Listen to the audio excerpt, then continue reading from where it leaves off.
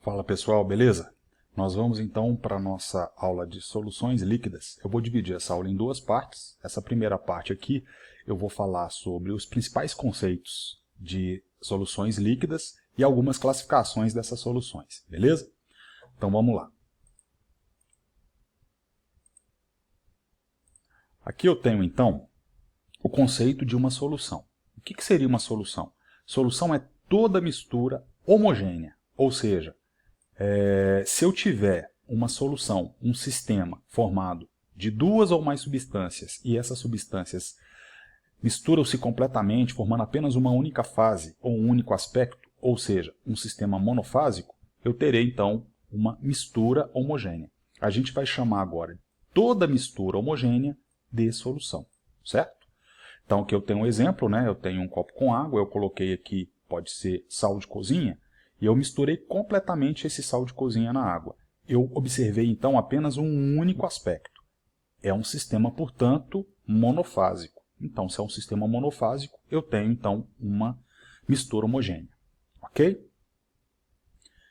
Dentro dessa mistura homogênea, eu vou criar mais dois outros conceitos. Então, solução, ele é formado por duas partes. É sempre formado por um soluto e sempre formado por um solvente. Então, eu sempre vou ter um soluto e um solvente.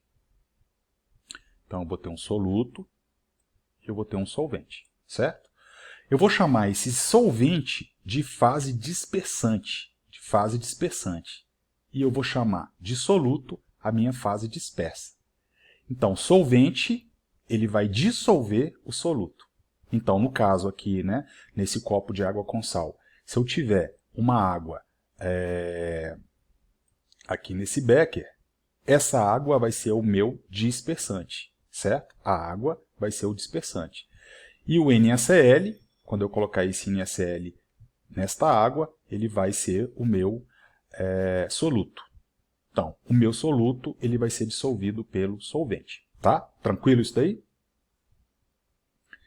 Eu tenho uma primeira classificação aqui com relação às partículas que eu coloquei, né, nesse solvente, né, nessa fase dispersante. Então, eu tenho a solução verdadeira, aqui eu tenho a minha solução coloidal e eu tenho a minha solução grosseira. A minha referência para classificar esses três tipos de soluções vai ser no tamanho do meu soluto, no tamanho da partícula que eu coloquei para dissolver. Então, por exemplo, o sal de cozinha é um tipo de partícula dispersa, é um tipo de soluto. Então, o tamanho desta partícula é que vai me classificar. Tá? Então, se essa partícula dispersa for até 1 nanômetro, até de 1 nanômetro, eu vou ter, então, uma solução verdadeira. É o que nós vamos estudar. Se essa partícula tiver entre 1 e 100 nanômetros, ela vai ser um sistema coloidal. E se ela for maior do que 100 nanômetros, eu vou ter uma solução grosseira. Então, nesse momento, nós não vamos trabalhar as soluções coloidais nem as soluções grosseiras. Tá? A gente só vai trabalhar nesse primeiro momento aqui as soluções verdadeiras, ou uma solução verdadeira. Tá? Então, o que é uma solução verdadeira? A solução verdadeira são sistemas formados de moléculas ou íons dissolvidos num determinado solvente. A gente vai chamar de solvente a fase dispersante e a gente vai chamar de soluto a fase dispersa. Tá? Só para a gente resumir. Classificação com relação ao estado físico dessas soluções verdadeiras. Então, agora a gente vai trabalhar só com soluções verdadeiras. Tá? Com relação ao estado físico, nós temos soluções gasosas, soluções líquidas e soluções sólidas. Nas soluções gasosas, por exemplo, eu tenho o ar atmosférico. O ar ele é constituído de gás oxigênio e gás nitrogênio. Então, se eu tiver um sistema monofásico, onde eu tenho gases, essa solução é gasosa. Detalhe, gás nitrogênio é o que tiver em maior quantidade. Então, por exemplo, aqui, essas moléculas aqui em cor vermelha, eu estou exemplificando o meu gás nitrogênio. Se eles estão em maior quantidade, ele vai ser meu solvente. O de menor quantidade, que é o gás oxigênio, né, 21%, portanto, ele é o meu soluto. Então, aquele que tiver em maior quantidade, na grande maioria dos casos, é o meu solvente. Se o solvente é gasoso, então a minha solução é gasosa. Certo? Solução sólida. Exemplo, solda metálica. Essa solda metálica aqui, ela é formada de dois tipos de materiais. Ela é 63% de chumbo e 37% de estanho. Todos os dois metais, na temperatura ambiente, são sólidos. Quem está em maior quantidade?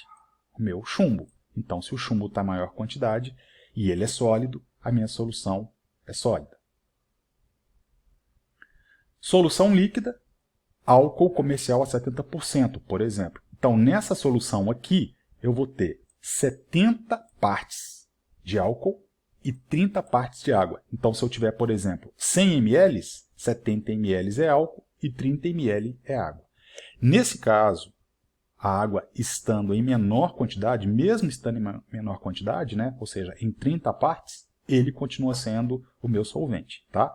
Mas esse caso aí só para soluções em que o álcool esteja colocado em água, tá?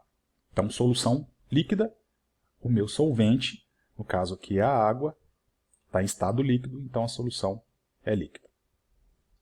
Segunda classificação, quanto à condução elétrica. Se essa solução ela é condutora de eletricidade ou não. Então, por exemplo, vamos supor que eu coloquei aqui água com sal, sal de cozinha. Todas as vezes que eu colocar um sistema condutor de eletricidade, né? Então, por exemplo, esse aparelho aqui é chamado de eletrólito. Eu vou ligar uma tomada a fios conectados aqui numa lâmpada.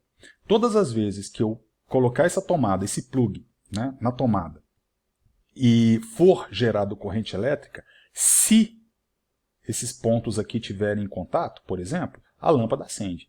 Se eu tiver uma solução aquosa, e essa solução aquosa conduzir corrente elétrica, a lâmpada acende. Então, por exemplo, se eu colocar sal de cozinha em água, e esse sal de cozinha quebrar em íons, eu vou ter íons, então, né, soltos nessa solução, então essa corrente elétrica é capaz de ser conduzida.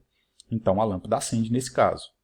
Eu consigo, então, produzir íons quando eu tenho ácidos colocados em água, hidróxidos quando são solúveis, tipo hidróxido de sódio, por exemplo, e os sais que são solúveis. O NaCl é o exemplo mais clássico que a gente tem aqui, tá? Soluções moleculares ou não eletrolíticas. Não eletrolíticas, ou seja, não são capazes de conduzir corrente elétrica. Quando é que eu tenho uma solução não eletrolítica? O exemplo clássico que a gente tem aqui é a sacarose, ou glicose, ou açúcar. Se eu coloco esse açúcar em água, ele não gera íons. Observa que aqui em cima não tem carga elétrica, nem mais nem menos. Então não formou íons. Se não liberou íons, ela não é capaz de conduzir corrente elétrica. Olha nesse desenho aqui. Eu tenho então aqui o eletrólito, né? Aqui eu tenho uma corrente elétrica sendo formada. Se eu colocar uma solução e ela gerar íons, cátions e ânions, tipo Na+, Cl-, ela é uma solução condutora. Então, se eu ligar isso daqui numa tomada, num plug, numa corrente elétrica, a lâmpada acende.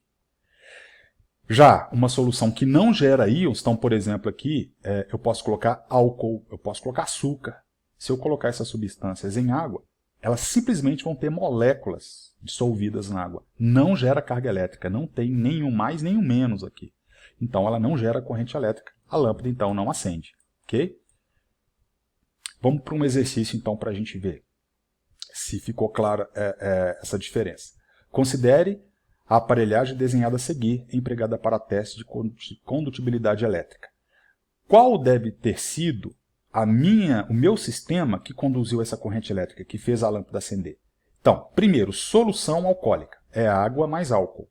O álcool é uma molécula e ele não gera íons. Então, se não gera íons, não vai conduzir a corrente elétrica. Solução salina. Solução salina é sal de cozinha em água. Lembra que o sal de cozinha ele vai ser convertido em Na+ aquoso e Cl- aquoso, diluído na água. Então forma íons. Se ele forma íons, ele conduz corrente elétrica. Mas vamos ver as outras opções. Solução glicosada. Glicosada é açúcar. Açúcar não vai gerar íons. Então se não gera íons, ela não conduz corrente elétrica. Solução de sacarose. Sacarose é o açúcar. Também não gera íons. E gasolina nem é um sistema homogêneo, né? Ele é uma mistura heterogênea. Então não é nenhuma solução.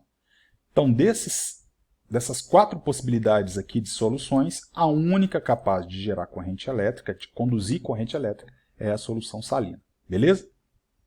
Na segunda parte nós vamos falar um pouquinho sobre a classificação dessas soluções quanto à concentração, tá? Com relação à quantidade de solutos que eu coloquei nesse solvente, beleza?